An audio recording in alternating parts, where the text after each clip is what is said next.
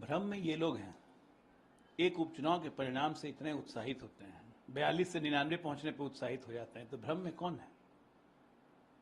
जब आम चुनाव होंगे तो हम ही जीतेंगे। बद्रीनाथ बद्रीनाथ करके हंगामा मचा रहे हैं। बद्रीनाथ सीट बीजेपी के पास थी क्या पहले? बीजेपी इस सीट के पहले जो उपचुनाव हुआ था उसमें बहुजन समाज पार्टी का विधायक था, महेंद्र सिंह कांग्रेस के विधायक थे। चुनाव जीतने का मतलब ये भगवान पे विजय सोचते हैं हो गया। तो ये भ्रम जाल में ये है, हम नहीं है, न हार में न जीत में, किंचित नहीं भयभीत में, ये कर्तव्य पथ है, हम चल रहे हैं। रुपौली सरकार आपकी है, एनडीए सरकार, उसके बावजूद रुपौली हार जाती है। देखिए, रुपौली का हारना बहुत हद तक मैं कहूंगा कि एनडीए के मतों में विभाजन हुआ है, क्योंकि शंकर सिंह जो जीते हैं चुनाव, वो 2020 में भी चिराग पासवान की पार्टी से चुनाव लड़े थे, और निश्चित तौर पर एनडीए के मतों का विभाजन हुआ, क्योंकि लोकसभा चुनाव में भी रुपौली में जेडीयू के कैंडिडेट ने वहां पे 20,000 की बढ़त बनाई थी। तो ये एनडीए के मतों का विभाजन है, हमें देखना है कि आगे से ऐसा ना हो। भीतरघात भी नहीं, भीतर हाथ नहीं, ये तो एनडीए के मतों का विभाजन हुआ, सीधा सीधी।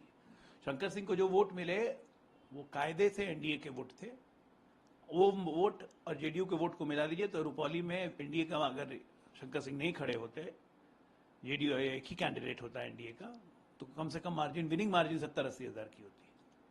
वेस्ट बंगाल के जो बीजेपी चीफ है बोल रहे हैं कि यहाँ कुछ ऐसे बूथ हैं जहाँ 8 वोट पड़े भाजपा को, कहीं 9 पड़े, तो कहीं कंप्लीटली फ्रॉड है।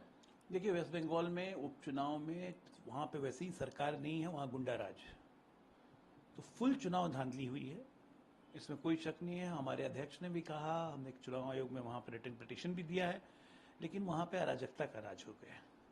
तो आम चुनाव जब होंगे तो केंद्रीय चुनाव आयोग को सतर्कता से देखना पड़ेगा। बस बस वो हमें ही स्ट्रांग मैसेज देते रहे, हम तो अपने मैसेज देख के और अपने जमीन पे काम शुरू कर देते हैं। पवन खेड़ा जी को बहुत बहुत धन्यवाद, इसी तरह हमें मैसेज देते रहिए।